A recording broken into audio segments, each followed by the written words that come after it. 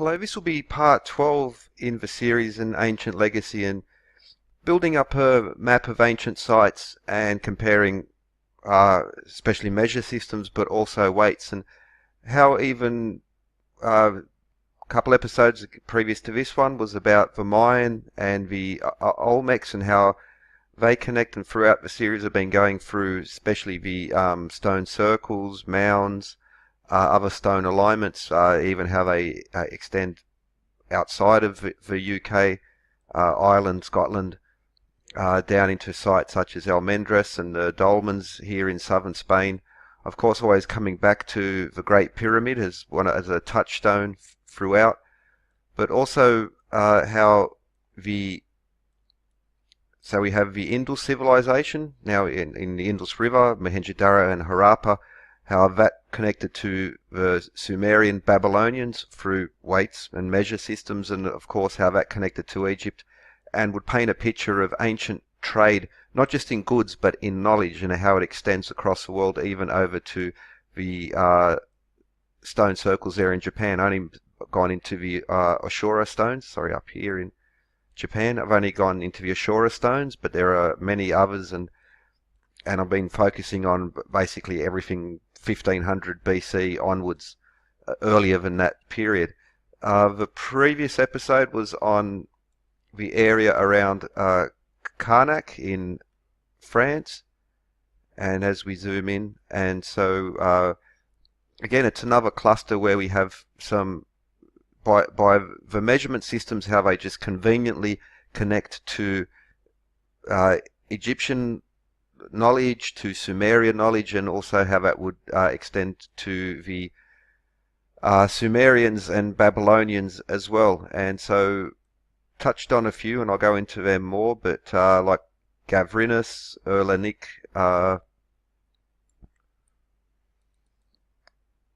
and so again we have this half-submerged stone rectangle, and there's not much super duper accurate survey data, but we'll go into that later because it seems to be 165 feet by 216, which would again match up to all these other ancient sites, including the Mayan and the Olmec. They're larger temples, Gavrinus of course with the alignment, the similarities between that and Newgrange in even art forms, or let's not, you might call it art forms. I think it's again another pointer to ancient systems of knowledge.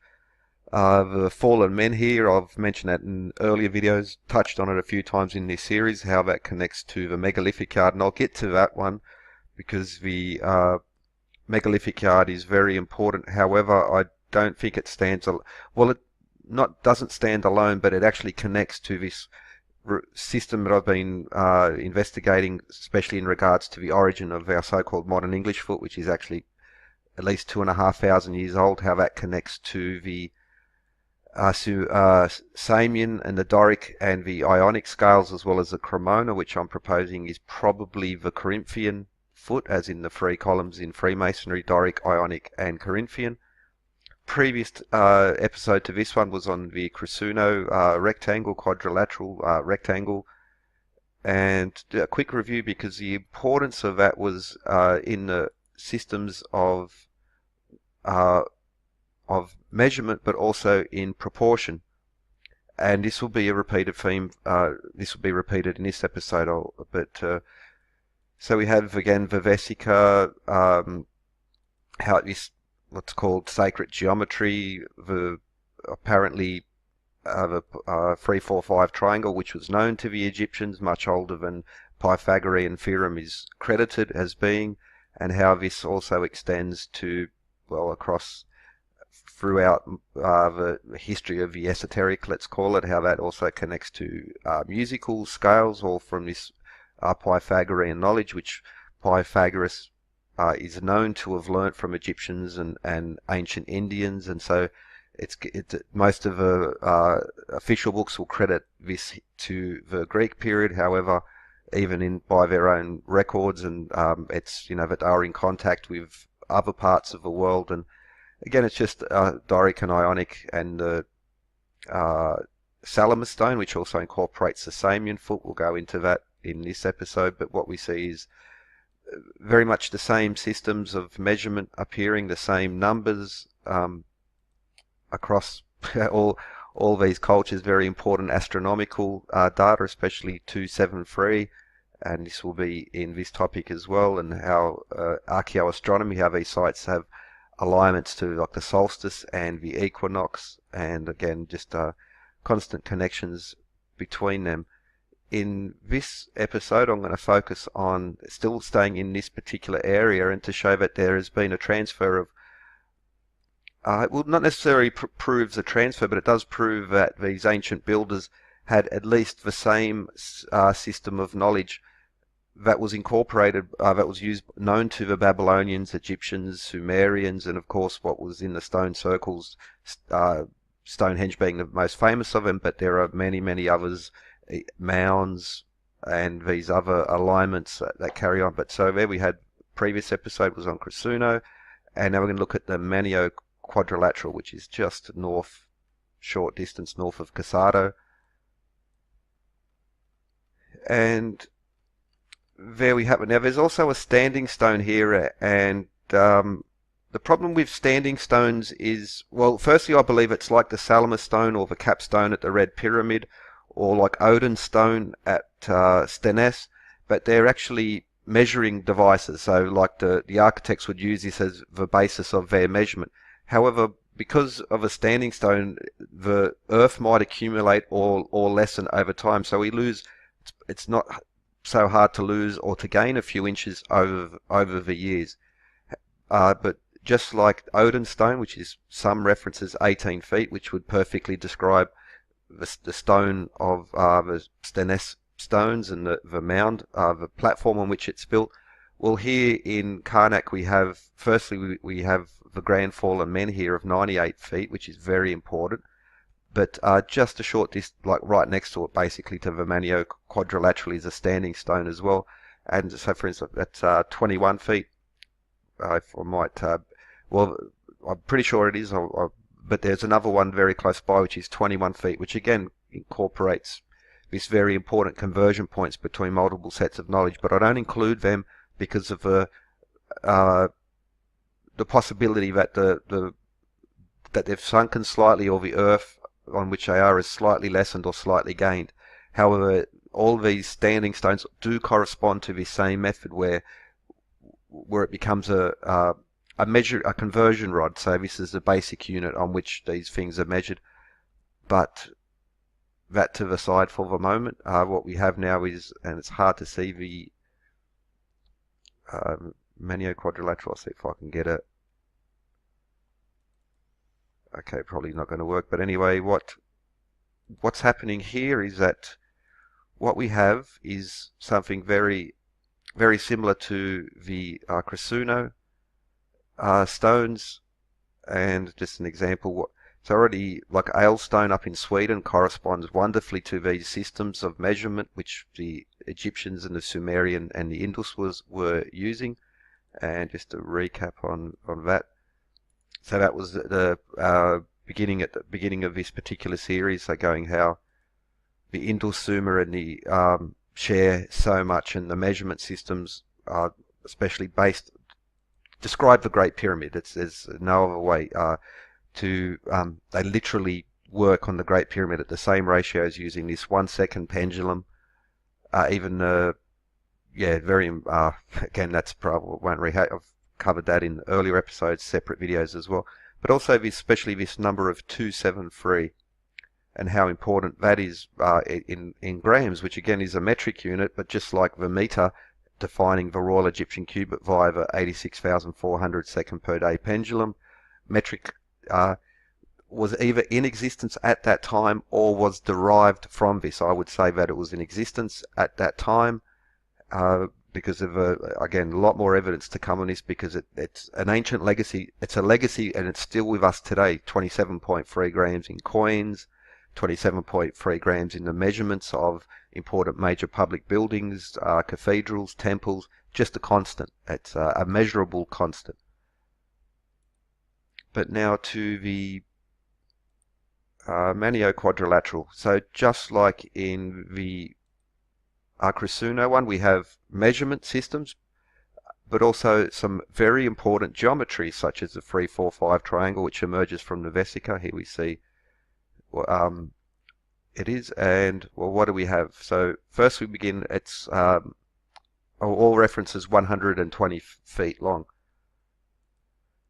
That just happens to convert to 110 Sumerian or Raw Babylonian feet or Indus feet. So we have a nice, clean conversion point to begin with. And that just happens to convert in the Cremona scale, which I did a series on the Parthenon. Mystery of the Parthenon Mystery, I forget the title of it. But how these same numbers, these same measures incorporated even in later Greco-Roman times, later Hindu temples, and that just happens to convert to 1.57142.857 repeater Cremona chain. Why is that relevant? Because it connects directly to the Great Pyramid proportion of 11/7, which is effectively pi/2, or 1.5742857 repeater.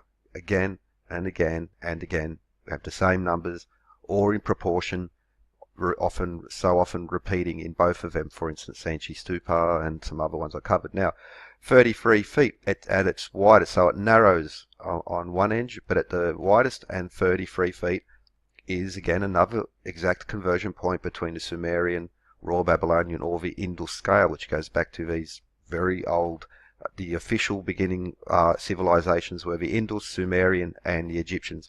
I don't agree at all with the official timeline.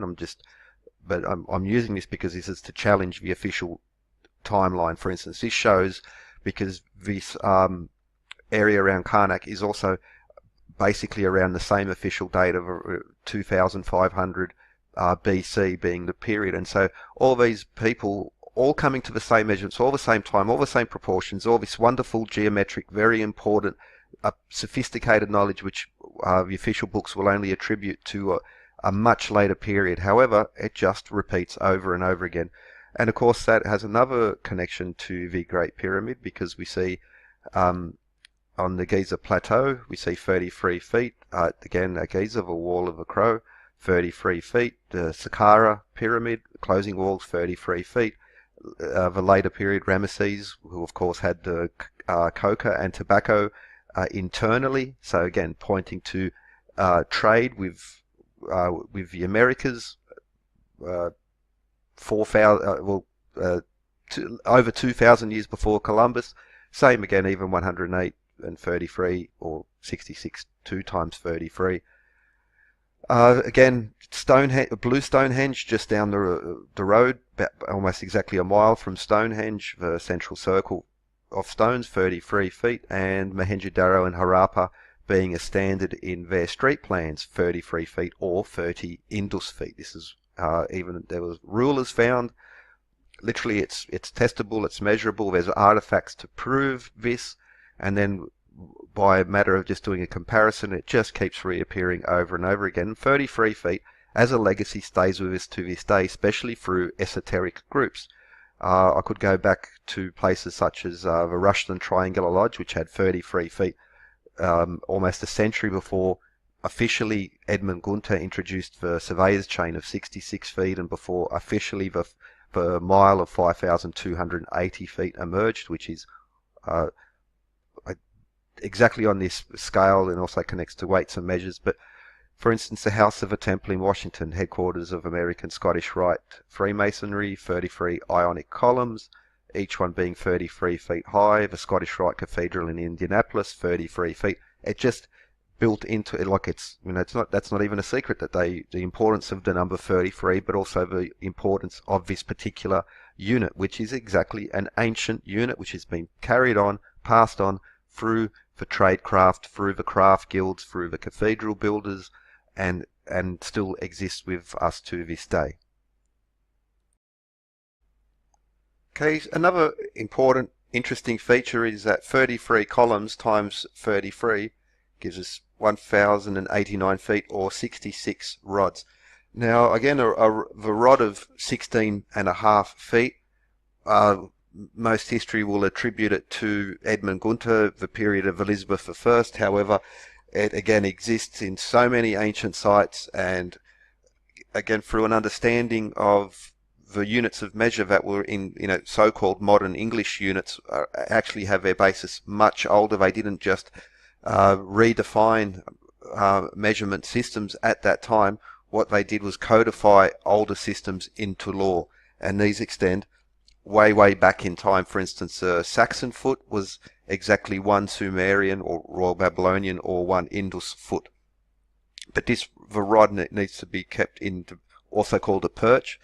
But for instance, 33 feet equals 2 rods, and so this will be an important feature to keep in mind. Because something else to be extracted from this, and especially using the Masonic symbolism tradition, this is from the architects and engineers of old, being passed on through the ages, extends way back before, again, the official modern imperial measures were introduced.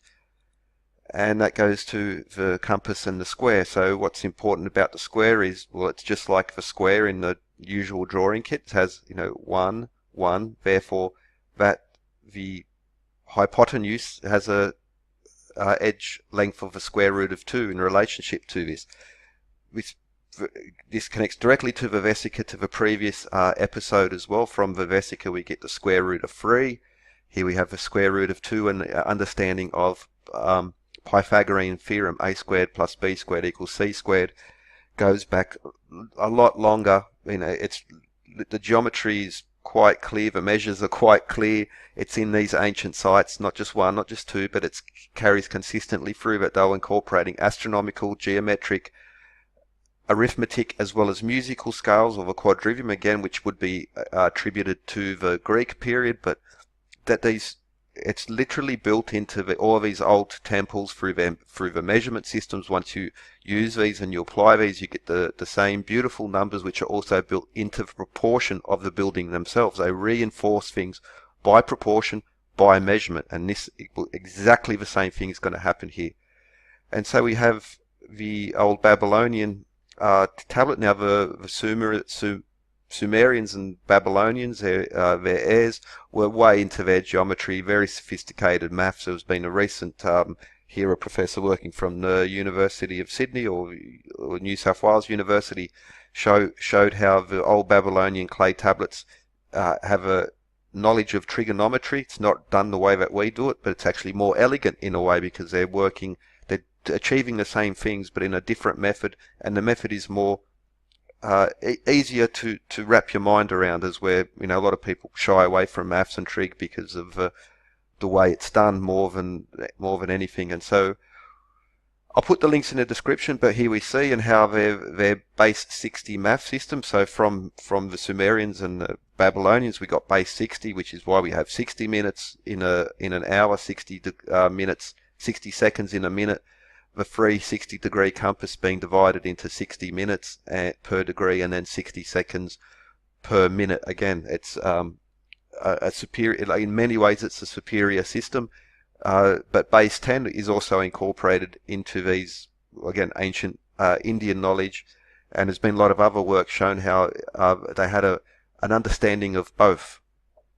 Now, okay, the links will be in the description, where there's a YouTube video and the article where it goes into this, because you have tablet YBC 2789. There have been other Babylonian geometry has appeared, and it's, again, breaks the mold, and it shows that there was some very important math, geometry, musical, and astronomical knowledge going back, because the Babylonians also, we got records of them understanding the synodic month of 29.53 days, as well as they understood the sidereal month of 27.3 days. And this is directly in here, and all these other sites that I've covered as well. We'll do a recap of that. But so we have the square root of 2, how you get it from your calculator. Now they've got a very close approximation of it. Now you say, the thing might be, well, it's not an exact number, but just like the square root, like phi or pi, these are transcendental numbers that they repeat on forever and ever. That pi is not perfect. Well, no one's ever used perfect pi. We don't use it now. We haven't calculated it yet now. We don't know what it is. It's endless. It's infinity. There's not enough storage space, computational power in all of the history of the world to actually find the true meaning of these numbers. So we're always dealing with very, very close approximations, and we still are dealing with them now. We're no different from them back then. So again, that's a bit of a silly argument that you hear because it's, well, anyway, so the Manio Quadrilateral 33 feet, and it narrows down to the other side at 23 feet.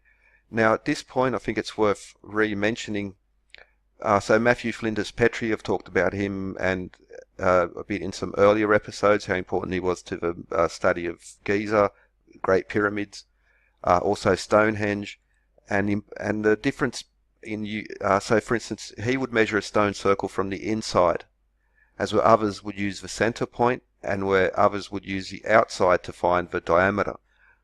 Well, again, in the earlier episodes I went into that a little bit, because if you use the outside you get beautiful knowledge, if you use the inside you get beautiful astronomical knowledge, once again built into these systems of measurement, which again, literally testable, measurable, but again, because it goes against the official narrative, it's something, considered fringe, as where so much of the archaeology is, sort of is the fringe in most cases, because it's built on scraps and assumptions, and going back, like even Flinders Petrie said that the official aging that we have now of Old Kingdom to 2,500, 3,000 BC should extend much further back, probably at least 1,000 years, and other probably a lot more than that. But a lot of the stuff that just gets repeated as fact in regards to dating and aging is not really a fact. It's a part of the narrative, and it's built on guesswork, and that's what we're stuck. Everyone's stuck with guesswork when it comes to ancient history. We have to build on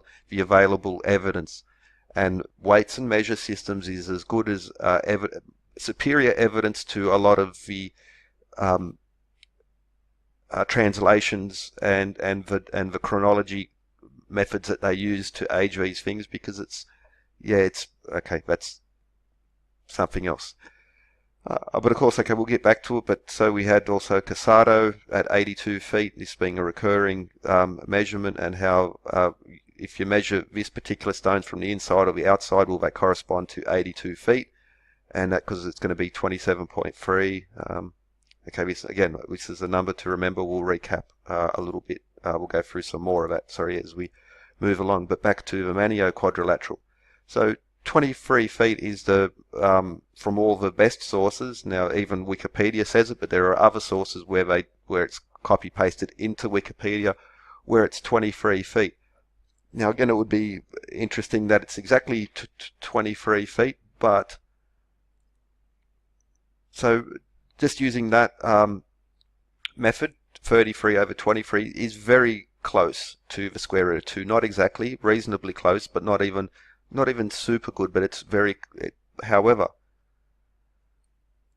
what do we get if it's 23 and 1/3 feet? So again, if we're measuring from the inside or the middle or the outside of a stone, I'd like to be able to visit it or have better data on this. So at this point, I must acknowledge that this is I'm fitting things in, working on the basis that they were measuring, from the middle or from the inside of the stones, or or the outside. But again, this would be easily testable just by that is this measure incorporated by the outside, the center, or the inside of that particular edge, because 23.334 or 23 1/3 feet essentially is 1.414213. Well, it is the square root of 2 rods, and I mentioned rods earlier, how 2 rods there, and how it still stays with us today, 33 feet being 2 rods. And so it just so happens that comes very well. It essentially is the square root of 2 rods. On its own, not so interesting, maybe, but there we see how it corresponds. Now, well, what else do we get? We get raw Babylonian cubits, as in the unit of measure used by the Babylonians, 14.1. It's the same number, just a shifted decimal place once again. And so we have, again, a showing of the square root of 2 across multiple units of measure, how these things correspond with one another through the rod, through the Royal Babylonian cubit. And again, back to the Salamis stone, this is again recurring, keep mentioning this, how important it is, because firstly it shows that the so-called modern English foot is actually much older than what we think it is, and it's a conversion. It's a places such as the Parthenon or Sanchi Stupa and all these other ancient temples incorporate beautiful numbers across multiple units of measurement, and so often being the Doric, Ionic, Samian, or the English foot. Now, the perimeter of the Salamis stone also is built into this, so we have Doric, Ionic, and Samian coming from the Salamis stone, and that, of course, Doric, Ionic, and Corinthian columns being very important throughout history, even back to the early Hermeticists such as Kircher, or not early Hermeticists, but the Hermetic revival in Europe, the Doric and the Ionic. So this was before official Freemasonry was officially lodged. This goes back before, and it's again a continuing theme. Now, why is the Samian so important? Because this measurement is 27.345 Samian span. So we're seeing that again. Why is 27.3 so important? Well, okay, let's go to the Great Pyramid. It's 27.335 Doric rods, Doric and Samian. Now, throughout the series I've been mentioning as well other places, so Coffmere Wood in Scotland and many other, but the standard unit for them in the recumbent stones, 27.33 span, or 0.27 to not, well, 2.73 Samian chain, 99, you know. Now that's again in Lone-Headed Daviate, which is part of these circles. But going back to Monte Alban, I mentioned the importance of that, and the Mayan sites nearby, 108 feet, exactly as we find in stone circles and all these other temples, obelisks, Mohenjo-Daro itself, the stone circle in Japan. Well, at Monte Alban, 165 feet, that's 10 rods or 10 perch, again the rod, that converts to 2.73 stades. Now, stadia, it's at 604 and a quarter English feet. So there are different stadia, so there's some different versions, but on the one that's most often referred to in the history books, we see 273, but the Royal Mile, as in the Royal Mile in Edinburgh, or what some call the Egyptian Royal Mile, 0.2734375. This is again so important. This number is literally built still into our weights and measure systems now. Okay, just as an example of the legacy of, well, especially this one, 2734375, and why here are, well, a couple of examples. So the Avoirdupois weight system, 27.34375, exactly the same number built into our into measure systems, weight systems as well. Now, okay, coincidence. Well, the Georgia Guidestones at 19.25 feet, 2734375 Doric chain once again. Did a series as well, talked about Tony Rosenthal and how certain sculptors are doing these, incorporating this. They're always in the best sites. They got the proper patrons, and their sculptures it looks like modernist. It's got nothing to do with this ancient tradition. Well, it does. It's 2733475. You'll find even 175 feet is even used in, for instance, Indianapolis Scottish Rite Cathedral, and so he has basically two versions, and the other version at 105 by 105 inches. Well, in Doric yards, 2.734375. Ionic hands, 27.34375. One of the most iconic buildings in the world here in my lovely hometown of Sydney. What are the arches? 165 feet or 100 rods, 2733475. This is now I've got other, now for instance the original in Suez Canal. Now of course it's a legacy of these particular units and these particular numbers. Now for instance the major monuments, major cathedrals, major public buildings, and just some examples where it's still being, okay, even 108 feet high. This is the largest Buddhist stupa in Europe. Again, they're just revisiting older ancient systems, temples. You'll find it It's all, and again, you off the Eiffel Tower 273 and 108. It's the same numbers are repeated constantly, just a shifted uh, using other ancient units of measurement. Again, it's part of a legacy which it just carries on through. It's like find a memorial or a major piece of architecture that defines a city, and you won't have it. Okay, even the um, uh, Taj Mahal, for instance, it's 108 on the arch, 273 on the walls on the inside. It just keeps getting repeated over and over. And you'll also find many ancient examples of it. So already you mentioned 33 feet at Blue Stonehenge. Well, that's 27.33 yards or 82 feet. Sorry, 33 the stone circle on the inside. The henge itself, 82 feet. Brings us to 273, this being repeated in so many other places. If we go to, okay, so I already mentioned the Great Pyramid. There are other examples of it in there, but it's so important as well in regards to pi, and this 4 to pi ratio is also in the pyramid. The Angkor Wat, RKM, stone circles, structure 10 at Ness of Brodgar, 82 by 65 feet, which is the same dimensions as Maze How, just around the corner from there, which is a previous episode. It's aligned to the winter solstice down the passageway, the Colosseum, Luxor, Aksum in Ethiopia, built into the pyramid itself.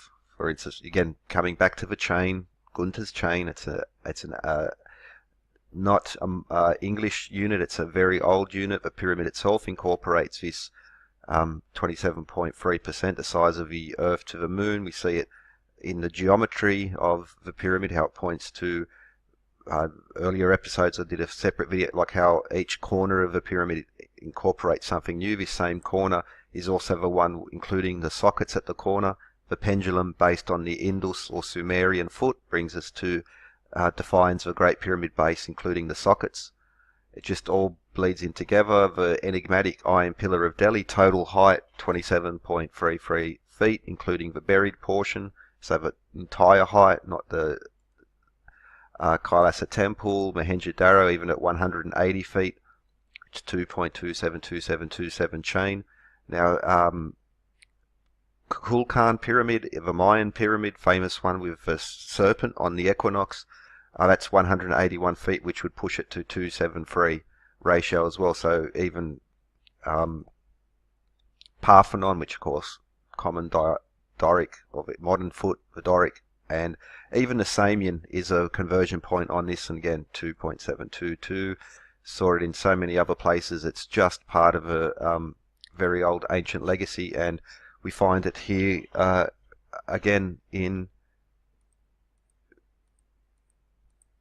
the Manio Quadrilateral again, and the Samian scale. So to call this insignificant coincidence is really stretching things, because this is measurable, it's testable in this random, chaotic, that these civilizations were not connected, that they just come across this independently.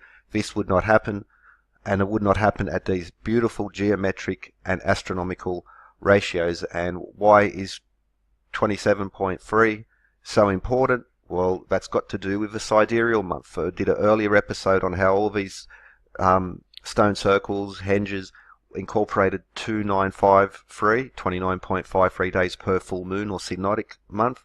Well, the sidereal month is 27.3 days. But that is just like the synodic month has deeper harmony underneath it, so does the sidereal month. Well, why is 27.3% or 22.73, 27.3 so important in regards to, well, to begin with astronomy, sun, earth, moon and stars? And so one sidereal month, one orbit of the moon around the earth in relation to a star, that takes 27.32 days slight margin of error this way or that because elliptical orbits. However, the moon is 27.3% the size of the Earth, and so this is another reference to 27.3, and it is these can be done with very simple observation, very simple tools, and it was done before the computer age. You know, most of this stuff was known. Not all of it necessarily, but the basics of it, and that's, well, 1 AU, astronomical unit, is the average distance from the Sun to the Earth at its maximum, if you're measuring from the centers. The Moon to the Earth is 0.00273 AU. Now, the Moon doesn't orbit around the center of the Earth, it also has mass, and so they're tugging on each other, and the barycenter is the point where the Moon orbits the Earth, which is 27.3% below the surface of the Earth, or 5,000 kilometers. That's another lovely little link.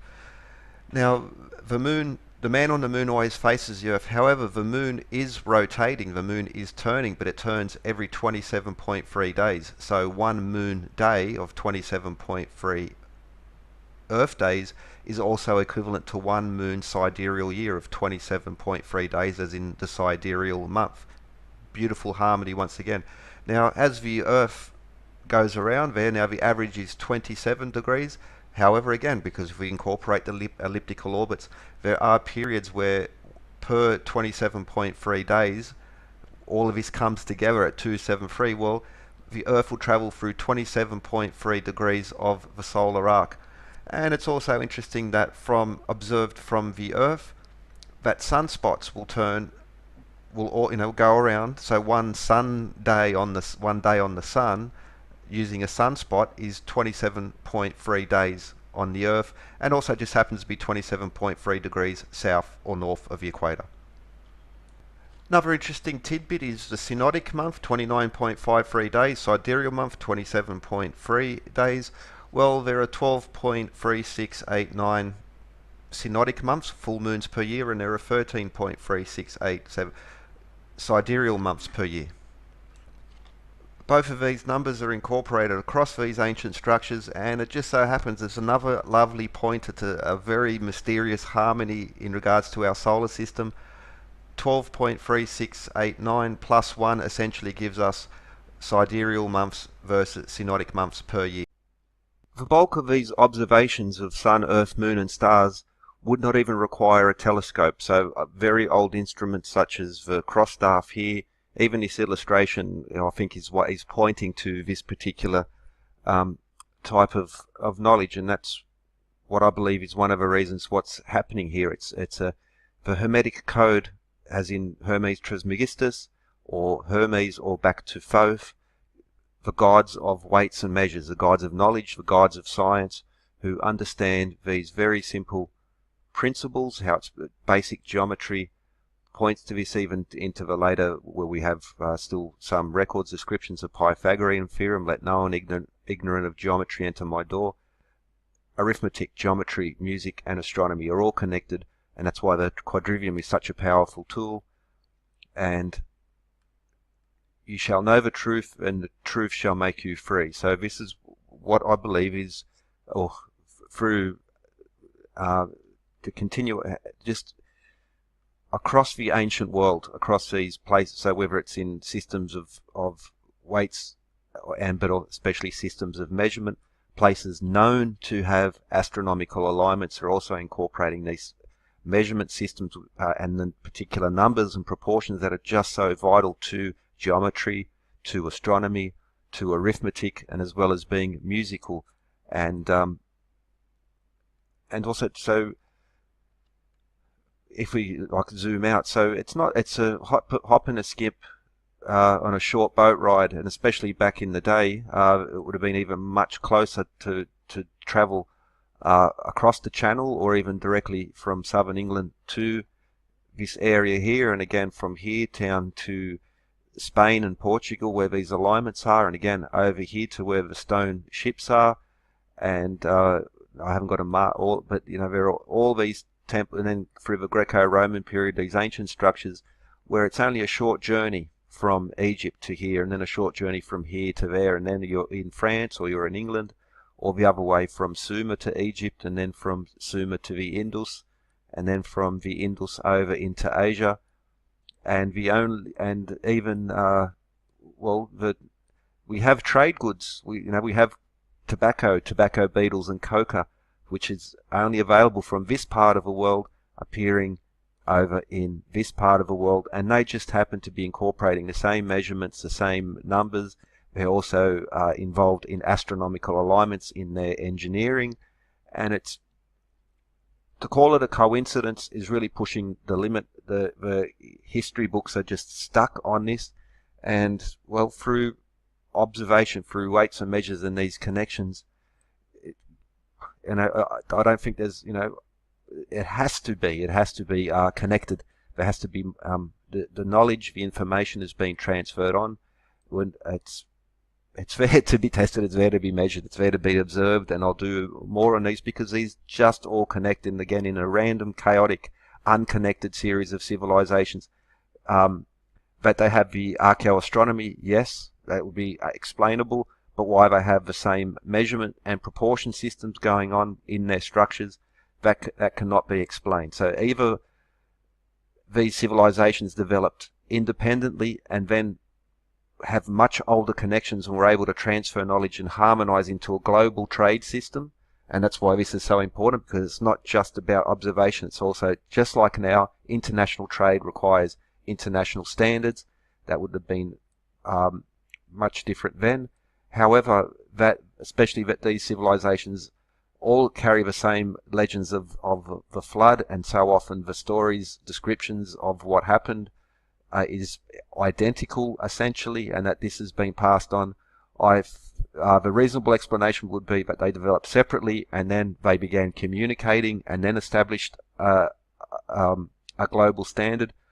But I would more and more into the camp of believing that this is part of an older civilization, and that this knowledge was distributed and spread and has been lost under the oceans. That's why we have these sunken cities, who are not even sunken, they were below the surface of the ocean before the sudden sea rise at the end of the last ice age. And that's why things like Columbia, the dove, is still, whether it's in the Indus, or whether it's and Garuda in the Indus, just all these legends, all these stories connect, but so do the weights and measures, so do the alignments, so do the entire system. And so I can't say conclusively what it is or isn't without a time machine. However, that this was not part of a global system of knowledge and exchange, I think is verging on religion. And so this type of area gets basically bundled into pseudo archaeology. However, what's official archaeology seems to, I would use I'll just throw that right back at them and say, well, here's my evidence. I've presented the evidence. It's predictive, because each time I'm looking into sites that I haven't found, I find the same thing happening again. This presents a theory, and you'll be able then to apply it to other sites which haven't been discovered yet, or apply it to other lesser known sites. And if you find the same thing consistently, this would be very, very strong evidence. And so the argument would be, well, to the establishment, well, so much of what your basic thing is based on opinion and assumption, and some very weak evidence at best. And here I have empirical, testable, measurable, observable information. It's all carrying on. It's the same system, and it's part of this ancient legacy still being used to this day by those in the know. And so anyway, with that, I'll try not to rant too much, but with that, I hope you enjoyed. A lot more to come, because it really does travel the globe across all the apparently separate independent civilizations, all just happen to come back to they seem the exact same systems, proportions, and the exact same measurements in their major temples. Yep, okay, with that, hope you enjoyed. Have a good one. Please like, share, comment as you will, and cheerio until next time.